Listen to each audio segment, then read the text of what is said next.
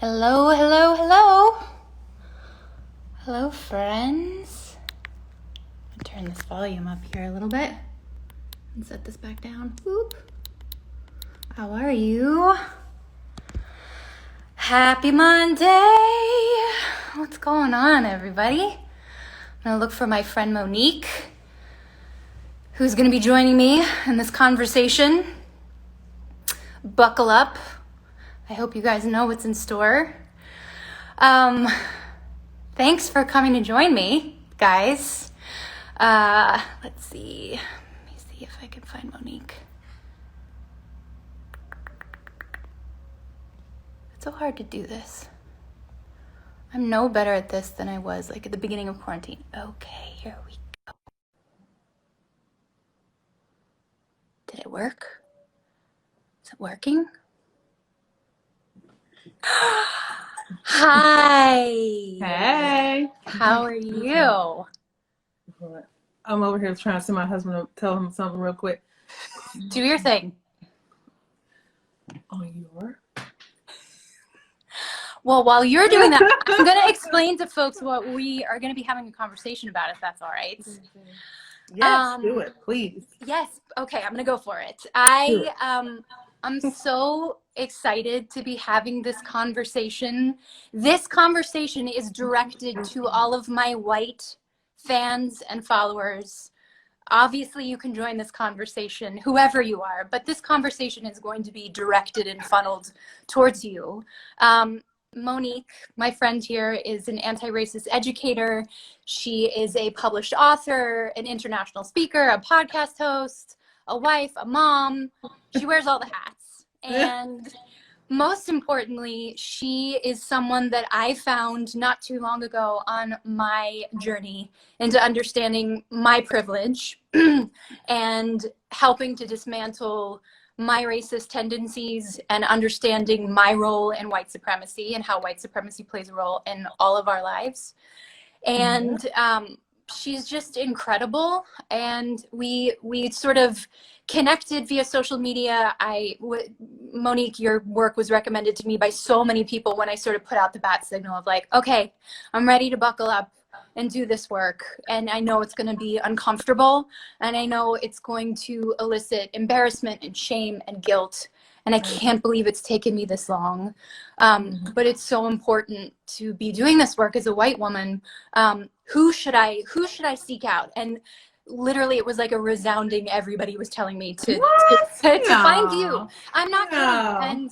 And then you and I had, some really good DM conversations. And then we ended up being a part of the Share the Mic Now experience together, which was exciting. And I found so much it was such an interesting learning experience. And I made a very good friend throughout it. But today I wanted to talk to you specifically about this Pursue Black Liberation 21-day challenge that you have put up on your website for free. And we can get into that. Yeah. But that's sort of our call to action, because I think it's important. It's important, right? To have action. It's important to have these conversations, but then know where to put our collective energy and will. So before we get into all that, because I want you to talk, this is for you. Who are you? How did you get into this line of work? Tell us, regale us with your story, please. Yeah.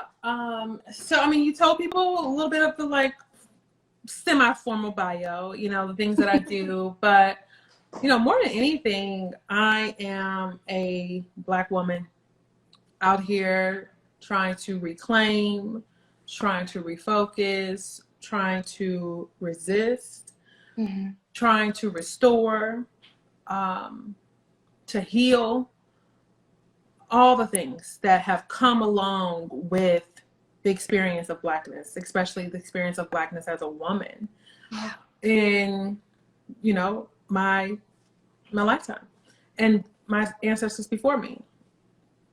And so, more than anything, I'm a human, I feel the full spectrum of my humanity, right? Not just the confined emotional experiences that Black women are permitted to embody within limitations and within the constraints that whiteness creates. And so I feel the whole spectrum, which is really what like sparked this challenge, because I was really feeling a lot of anger and frustration. But you know, I'm a very passionate, I'm a very compassionate person. I'm creative. I love sequins, even if it scratches me when I put it on. It's a struggle. It's a struggle. But It's worth it. It's a struggle that I like. You know, I like this. I like these things.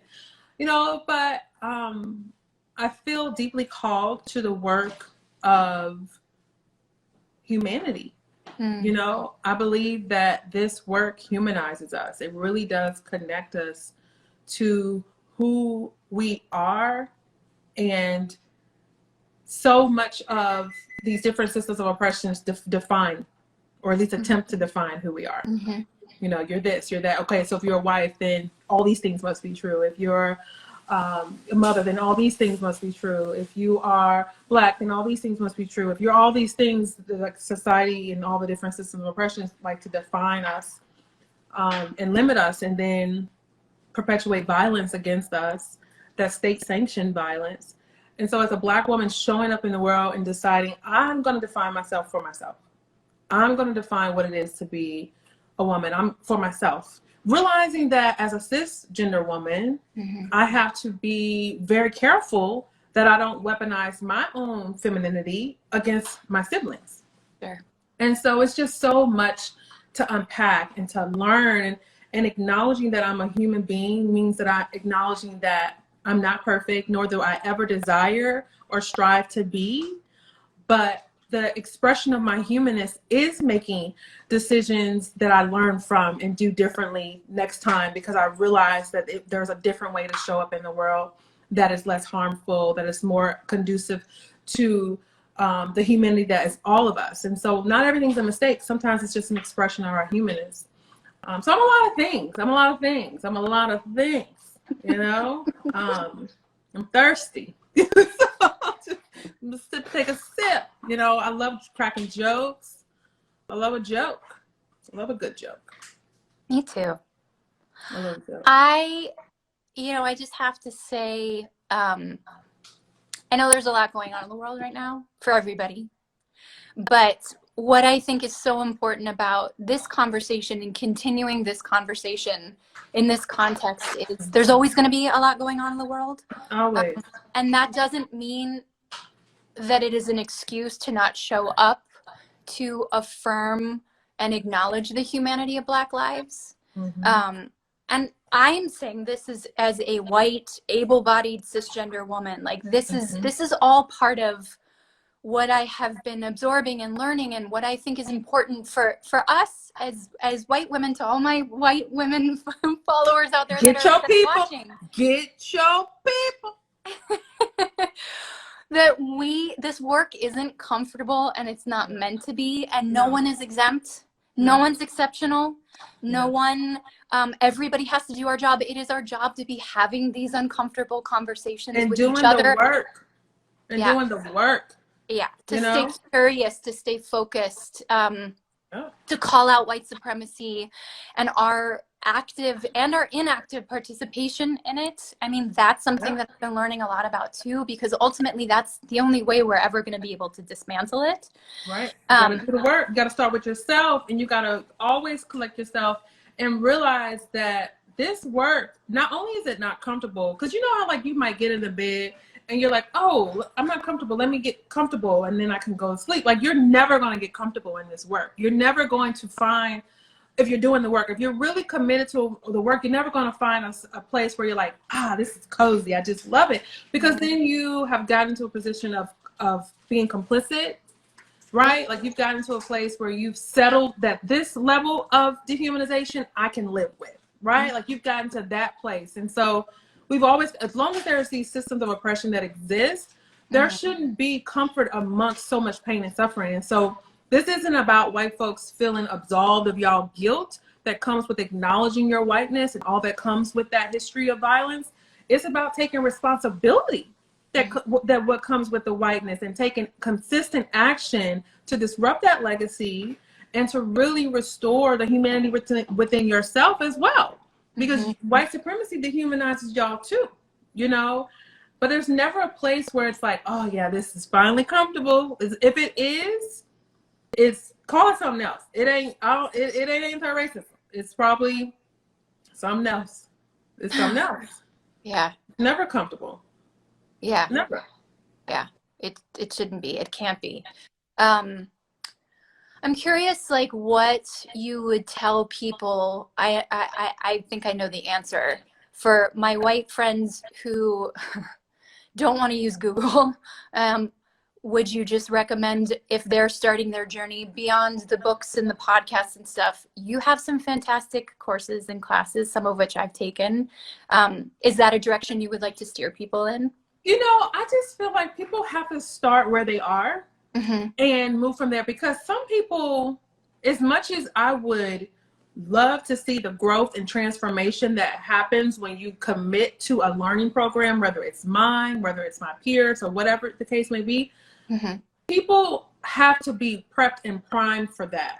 And sometimes it takes starting with a book to because here's the thing, if you're just out here just getting started and you think, oh yeah, I'm ready to do this, and you've not really been exposed to this level of education, you have a greater chance of a greater tendency too of weaponizing your whiteness in that space and causing more disruption than if you would take a moment to do some learning still from a Black educator or a person of color, where you can not have that direct one-on-one interaction right away. Like you need some time.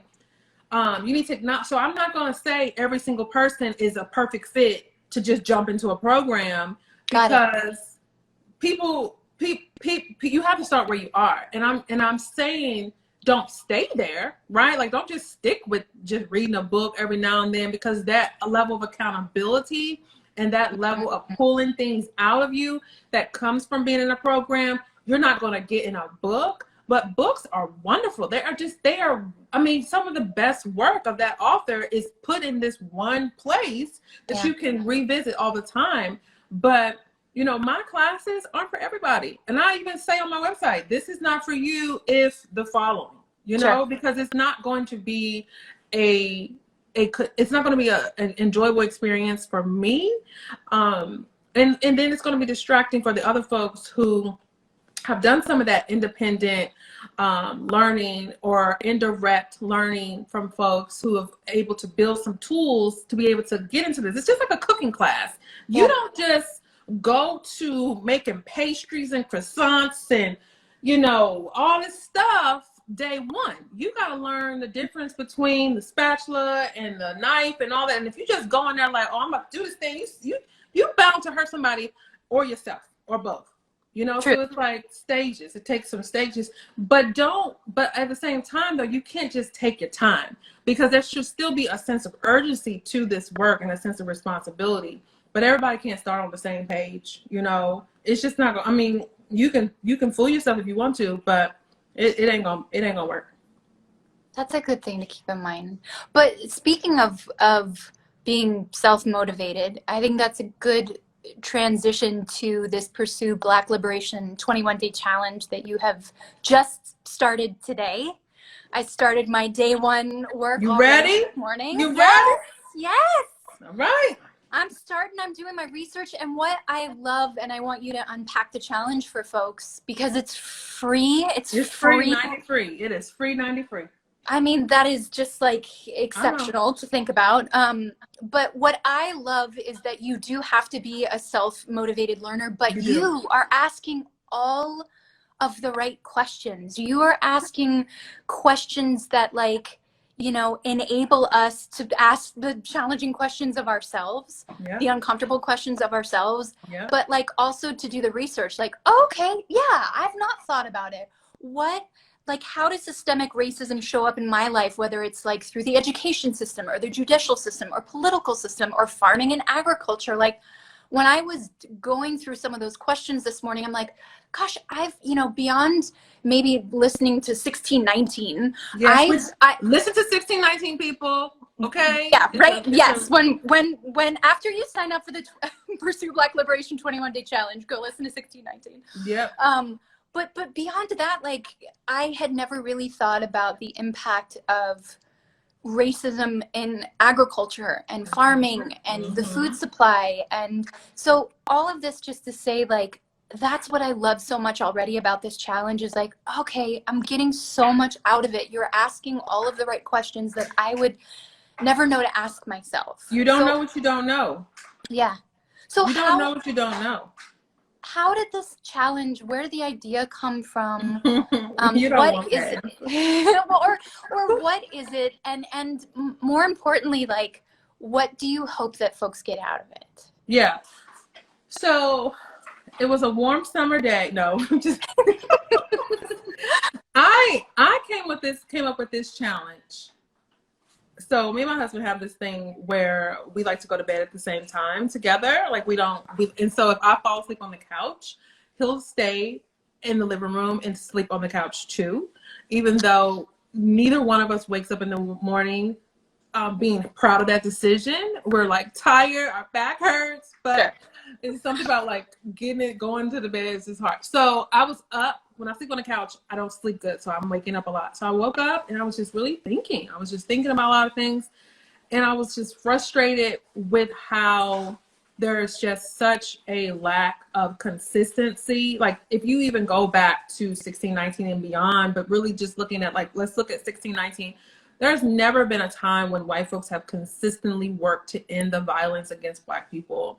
There's never been a time for that collectively. Even those who were, working to abolish slavery, it wasn't for these, altruistic motives and such. And so even the abolition of slavery was a war tactic. So, we can't act like white folks just been out here just crushing it, because that's just not the case. And so when this happened, and Carol Anderson talks about this in her book, White Rage. It's an incredible book. She's a Black author. I encourage you to read it. But she talks about this pattern where Black folks will have a moment of progress, and it's always met with white rage and this anxiety that is and then really pushes us back in a lot of ways, and further reasserts the notion that Black folks are inferior and such, which that's never true. But the way reality, way society treats us, you would believe that's the case, which is why we need statements like Black Lives Matter. So, I was frustrated. Like, why y'all just like so fake? Like y'all be like, oh, we love Black people. Y'all love Black culture.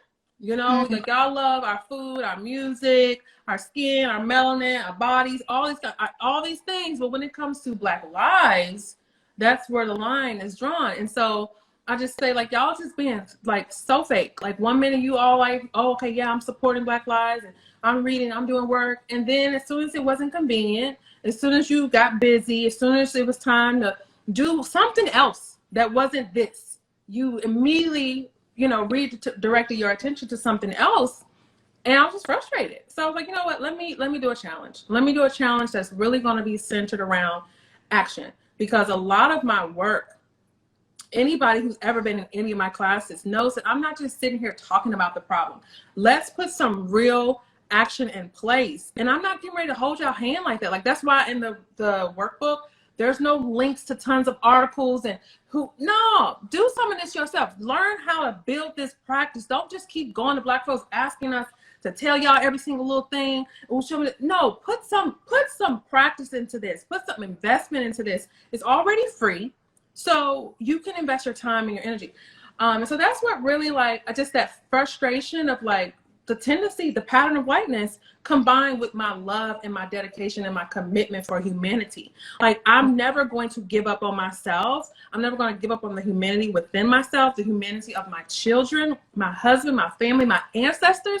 When I think about my people who came before us, like, think even just like my grandma and the things that she had to go through and the struggles that she had to go through. How dare I stop and just surrender to dehumanization. My people never did. We've always fought for our humanity. And so what that looks like isn't just constantly grinding. It also looks like rest.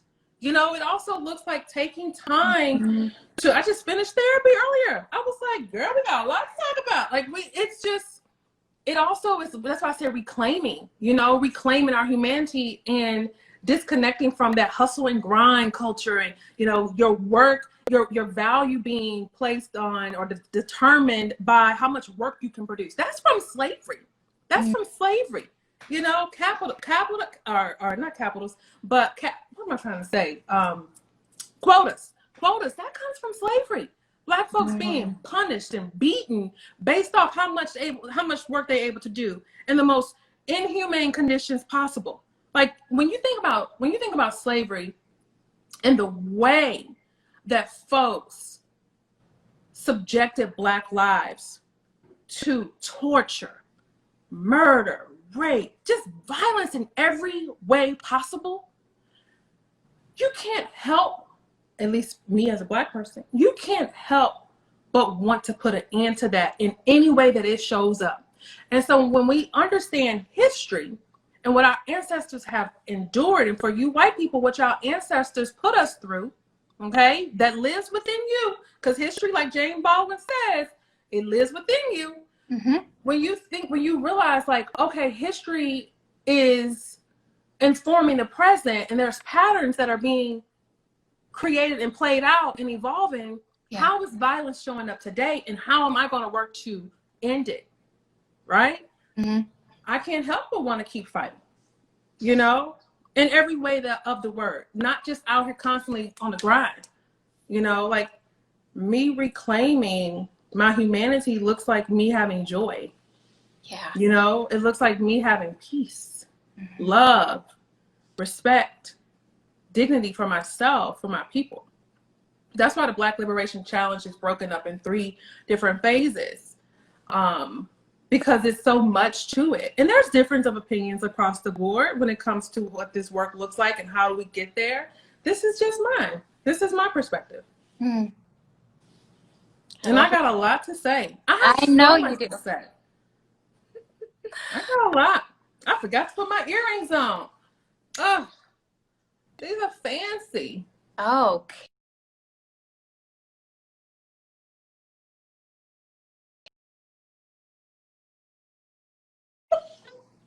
Okay, ask me.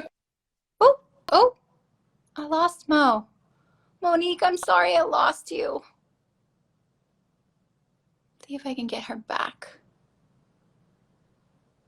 I'm sorry, Monique. I'm terrible with this. Let me see. She was on a roll. There we are. Boop. I am terrible, but it allowed you an earring break. I still can't get it. There we go. Woo! This is stressful. See, then that just really brought it out. It brings it all together. These are Black owned. These come from a Black owned company. Oh, really? Yeah, I'll have to tag them later. But yeah, I have a lot to say. I have a lot to say because there's a lot to be said. And Black women, especially Black trans women, Black women who sit at every intersection of marginalization need to be amplified. Yes. Dark-skinned Black women, fat Black women, disabled Black women, Black trans women. I mean, all Black lives. That's why I said in the beginning of the challenge, this ain't just some Black people that y'all want to be cool with. We talking about all Black people. Everybody. Where can people find the challenge? In heaven. No. They can find it on my website, MoniqueMelton.com. They can also find it just clicking the link. Yep, homeless Black women experiencing homelessness. All of it, all the different intersections of marginalization. But yeah, on my website, the link in my bio, you can go a little click and get the link in the bio and get your life. But it's free. It's free. And that's another thing. Let me say this, because I want to turn around and ask you a couple questions. But let me just say this, Mandy Moore. I I feel like people are full of excuses, because if it's not, oh well, I can't afford it, then it's, oh, I don't have time, then it's, oh, I don't really know what to do or where to start. Black folks, we've been saying this stuff for forever. You know what I'm saying? Like, there's not much new to be said. It's said maybe differently, different language. We definitely get new terminology like intersectionality. Thank you, Kimberly Crenshaw. Mm-hmm. You know, so we get new language, but a lot of it's still the same things being reinforced. And so this is free, and you would think like people be running to the presses to get on this, but it just really it isn't the case. And until it is, we still gonna be having these conversations. You know, like until white folks really approach this work with some urgency and some commitment, it's gonna be 2025. Me and you gonna be on here talking about the same thing. You know, it's gonna be it's already been over 400 years. What's another 5? Yeah. It's ridiculous. It shouldn't be this way, but it is. Way. Well, I'll be here with you in 5 years, but I hope we're not still having the same conversation. I mean, maybe, let's be real. We will be. Because change don't happen like that. In some fashion, for sure. It's going to take a while to mobilize people. But I'm committed to doing my part and using my... You better be. I am. That's why I'm here having this conversation with you. I will revoke that application. She'll revoke my application. Come on now. Not after yesterday. So for those of y'all like, what is she talking about? So Mandy and I, we talked yesterday a little bit. We talked for almost 2 hours. I was like, Mandy, I don't be fooling white people like that. Like, I'm gonna do my class, I'm gonna teach y'all, but as far as like friends, no new friends. You know, I done been through a lot with white folks, and I don't know about this. But I was like, but I really like you. Like, this is a good conversation. We have a good. I was like, I might make like 1 or 2 big rooms for 1 or 2. And then Mandy's like, you gotta start putting applications, making people have applications out there. I said, yeah, girl, you're gonna have to get you an application. I'm gonna keep doing my part to keep that application on the top. Listen, you know, but in all reality, like, you don't do the work so that you can be friends with black folks. You don't do the work so that you get a cookie. You don't get a work so you get a badge. Like, the work, you do the work because it's responsibility. So we just having fun about it. But I want to ask you my question. Yes, please. This is deep. Oh gosh. No. 2 questions. 2. Dos preguntas. Yes. Do you know Spanish? I don't. I don't know a lot either. So I don't remember a lot, I should say. So first question is, no, I didn't say no white friendships. I said no nuevo. There's a distinction. It is. And white people don't understand that. That's just the thing. White people don't understand that because you on the oppressor side. So, and then you also internalize individualism. And so you think people are supposed to just take you as an individual and give you a chance and work in that presumption of goodness and white innocence. And it's like, y'all do realize, 1, you can weaponize your whiteness against me like that. And 2, you are part of a group that has a collective history of violence against me. So of course I have caution. Of course I proceed with caution. And some of us decide not to proceed at all. And that makes sense. But you don't understand that when you don't come from the other side of that, you know? And I don't expect y'all to understand it, but you can respect it, you know? Respect. Okay. First question. So you talked about, you know, like people was like, oh yeah, you should, you know, do Monique work, da-da-da-da. What would you say has been one of the biggest moments of like a aha, like a bright moment? So much. I feel like I've had to reevaluate so much because I thought that simply just being outwardly, obviously appalled by violence against Black people and people of color and abhorring the injustices that are perpetrated against Black people and people of color, like not agreeing that racist policies were limiting progress in communities, all of that. I just thought all of that credited me with being on the right side. Right. That obviously is not the case. That's No. wrong. I mean, I think I started this journey late in the game. I'm a 36-year-old woman. But the realization of simply agreeing that violence against Black people is wrong and not doing anything to end it is not the answer. And I think, like, you know, I kind of thought of myself sort of on that good bad binary, and not recognizing what racism really is and how covert it is and how covert white supremacy is. Like, those words have been co-opted, I think, to mean something that is so offensive to white people. But when you really break down the definition and what it means, and that understanding that whiteness is so centered in everything in this world and in this culture, systemically across the board, understanding that whether or not, again, we recognize our active or inactive participation, we are participants in it. And you're still benefiting. And we'll always benefit until we do the work to dismantle it, So it's like, it's not necessarily just this willful, overt, intentional. Right. Exactly. And that's what was so, like, really just crystallized for me, like, oh, okay, wow, I was so embarrassed and ashamed that I had never thought about that before, that it had never sort of been broken down to that degree, that I was able to sort of access it in that way and relate it back to my own life. Because, you say this a lot, but, like, beliefs like to be comfortable, and they like to be sustained. And I didn't understand privilege. I recognized that I'd never suffered because of the color of my skin. Right.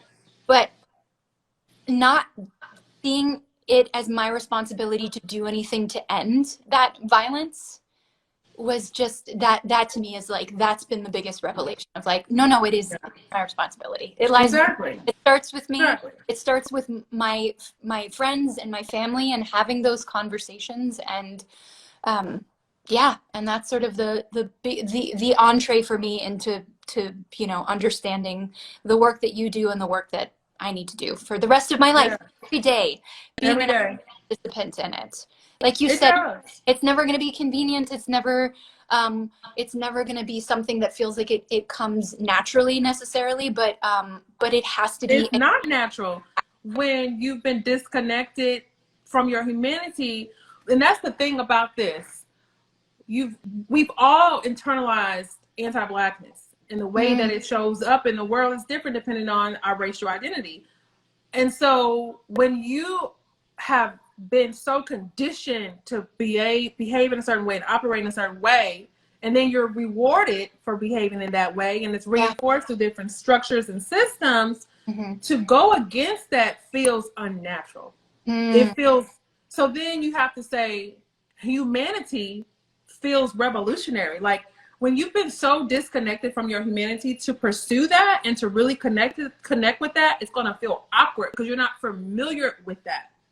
And so, and that's why people struggle to listen to a Black woman. Like, where in the world are folks out here really listening to Black women, and that being reinforced and supported through systems and structures? And it's quite the opposite, which is why when I say and speak my truth and speak my experiences, people will lash out at me like, how dare you? You better stay in your place. You better stay in your place. And it's like, wait a minute. Allowing Black folks the ability to fully be human being, like, that in and of itself is revolutionary, and that shouldn't be, but that's what it will feel like, as you do this, as you humanize yourself. Especially the friend piece. People really don't get that. They don't understand that. They take high offense to that because they've never really been taught for Black folks to center themselves, right? To center our safety, to center our needs. We've always been pushed and positioned to be of service and for the work and the benefit of white folks, whether it be our bodies, our labor, our intellect, all the way from slavery. So we've never been seen as human beings who have desires outside of pleasing white folks and making white folks comfortable around us. And so it's hard for folks to understand that, but that's not my problem to help people figure that out. You can figure that out on your own. But in the meantime, I'm going to keep my boundaries and I'm going to do what I need to do to protect myself because I absolutely deserve that. So, but I can go, we're not going to do all that. So I'm going to ask you my last question. People really struggling with that white friends thing. I'm looking at some of the comments. They're struggling with it. They're struggling, but I'm struggling with racism. It's much worse. So, here's the thing. My other question. This is a very profound question. Yes. It's deep. You should take a deep breath. Did you breathe in? I feel like you just went straight to breathing out. Okay. There we go. Yeah. Okay. Really get with it. So, when you brush your teeth, do you floss first or after? I was ready for I was like, okay. But I'm sweating. This question is going to reveal everything I need to know about you. Oh, God. The answer to this. I don't know what this means, but I do floss before I brush. I knew it. But can I tell you? Can I tell you why? I knew it. Go ahead. I'm gonna tell you what it means. I'm gonna really break it down for you. Well, I was told from the dentist that you floss first to loosen up whatever the debris and food and whatnot that's in your teeth, and then you brush it away after you floss, right? So let me tell you what this means about you, though. I'm gonna tell you. This means that when it comes to you look. I'm like, oh God. You are. I'm a fearful person, Monique. You are hanging. Break it down for me. What's happening? You are hanging on to this whoa. Okay, but here's what it is. This means that when it comes to relationships or building, and connecting with people, that you like to go deep first. You like to go in. You like to get to know. You don't really like a lot of small talk. Either I know that we're gonna do this thing or not. And it's not that this means that person is a bad person or anything like that. But it's either we're gonna click or we're gonna vibe or we're not. And you like to know that really up front, really get in it with people right away, and then navigate from there. What do you think? I think that's pretty accurate. I'm so right on this. I want to know how you sort of broke that down. I have another one to confirm it. Let me just confirm it with one more. When you are gonna wash your hands and you're at a sink and there's a knob for the hot water and the cold water, which one do you turn on first? Come on, let's see. This is going to confirm it. That's tough. I mean, my inclination is to say hot water, but then I follow it with cold water because I want it to be, lukewarm, not too hot. How did you know that? And what does it mean? So I make up these things, but they tend to be accurate. So, so basically with the hot water, cold water situation, now we really screwed with a sink where it's touchless or you just.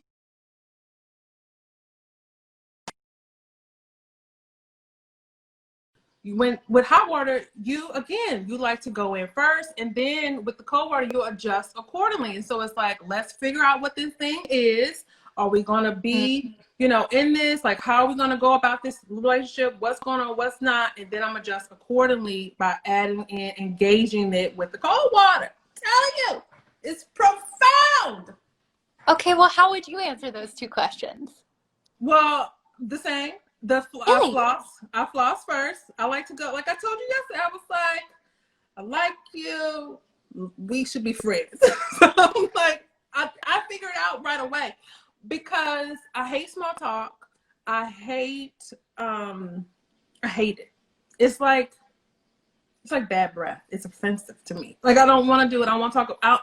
I hate it so much that I've even thought about wearing a shirt at the gym, because that's where people want to talk to you and give you that small talk before COVID that says, I'm here to build muscles, not friendships. I don't want to talk to strange people just real small talk kind of stuff. So I like to dive in. I like to have deep conversations and I talk about things that really mean something, not like, oh, so what's the temperature today? Okay. But we could talk about global warming. We could talk about environmental racism, you know? Right. And then I turn the hot water on first. I do. Like to see how hot it's going to get. Okay. I feel like we've learned a lot about each other with that. Yeah, this is profound. I love it. This is so wonderful. I mean, I hope that people who are maybe unfamiliar with your work and what you're doing in the world and what a gift you're giving. I mean, again, there are so many talented, gifted Black women that are in your position that are doing this work. Amazing work. I mean, crushing it. Crushing it. And I just think so often about the microaggressions that you face on a daily basis, the life that you've lived, all of that collective experience and trauma that you bring to the table and still choose to do this work. Because I don't do it for y'all.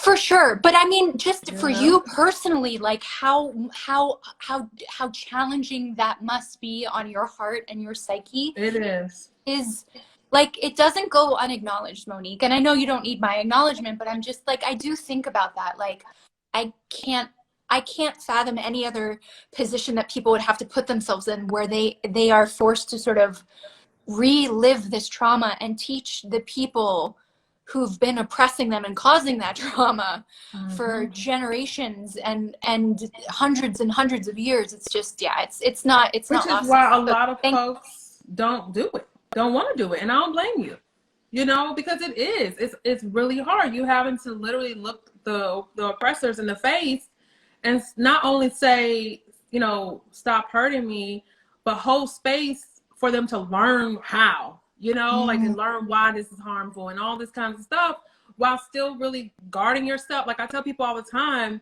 I'm teaching about the stuff that I also experience. So while y'all are reading about white fragility and learning the ways that white women weaponize their violence, their white femininity against us, I'm having to experience it. I'm getting it in the DMs. I'm getting it when I'm at the store or at the mall or whatever the place may be. And so I tell people really like respect and really take this work seriously because, you know, you don't romanticize the pain that we have to experience, but you express gratitude with change behavior, you know? And I don't even like the word microaggression because I used to use the word, but then it's just kind of like microaggressive to who, you know? Like we're not putting metrics on this. Like racial violence in all of its ways is harmful and it's dangerous, you know?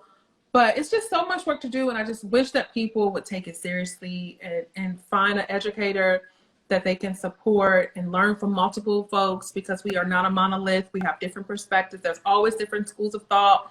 There are people who think very differently than I think. And I think like, of course, like why wouldn't there be, you know? But yeah, I love it. I love what I love is how this work helps me connect with my humanity and really break from that internalized anti-Blackness and just really show up as myself, like sequence and all, you know? There it is, folks. The Mandy and Mo show. No, the Mo and Mandy show. I'm down for another episode of this anytime, you know that. But I hope people will follow you at Mo Motivate. Only the ones that want to learn. I don't want this nonsense. Okay. Fair enough. Yes. Only the people who've clearly been moved by this conversation and wanted to work. I need to put my glasses on for the shade that started showing up. I should have put that on from the beginning. These are black on, y'all. Coco and Breezy. This is going to be my new signature move to just put my glasses on because these white folks in the comments be out here just struggling with their white supremacy. They be struggling. Yeah. And it comes at the expense of black folks' lives. That's the thing. It's like, yeah, you can sit there and struggle with it all you want, but it materializes into black death and black pain and suffering. So I'm going to need y'all to get it together. Get it together. Yeah. And the Mo and Mandy show. I hope breaking it down. go to MoniqueMelton.com. Sign up for this Pursue Black Liberation 21-day challenge. Join me. I'm gonna be doing it. Let's talk about it. You can DM me about it. Like, I want to. What you gonna let the people DM? People do DM me, and I do respond back. I mean, not to everybody, but yes, absolutely. Like, I want to feel like we're in this collective experience together, and I'm excited to see what people garner from this. You know? Yeah. Because you've given us this gift. I want it to be felt in the Black community. I don't care about y'all being excited or happy or feeling. No. All I care about is it being felt in the Black community. Black folks being able to feel it, to measure it, to connect with. If it ain't that, it's just a fun activity or endeavor for white folks. You know? So that's what we need. We need to feel it, which is why it's more and more white folks to get into it and take the action and, you know, all the different things, because it's a lot of different points. There's a lot of touch points in it. And if it ain't felt for us, then it's y'all ain't doing it. Fair enough. That I will couch it in those terms from now on. It is about being felt in the Black community. That's it. It is. Look how easy it was though to turn around like, yes, white folks, that's the nature of whiteness. You know, it's like we are centering Black liberation, and that's gotta be felt. Got it? Got it. Is it hard to take me seriously with these sunglasses on? Not hard to take you seriously ever. Good, because I love these. These are so fly. These are so fly. They're great. I love them. Well, thank you, people thank you to the people who were appropriate. So the rest of y'all, get yourself together. This was great. Thank you, Mandy Moore, for this conversation. Let me take my glasses off. Hold on. These are so fly. Aren't these fly though? Do you like fancy glasses, or are you more like I don't know, I kind of feel like you're more of a simple girl. I'm a simple girl, but I like those fancy glasses. They look good on you. You should get a pair. And so for the next call we do, you have them on. Okay? Get you a pair. You tell your people. You got to put the link in somewhere so I can find them. Yeah, I'll do it. I'll do that. All right. You know we're gonna end up just sitting here going back and forth. Like yesterday. I know. And talk about something. Thank you for your work. Thank you for existing. Thank you for lending your heart and your brain and your will and energy to ending violence against Black people and helping us do the work. Yes. And looking fabulous while doing it. I appreciate you for having me. Peace out. Bye.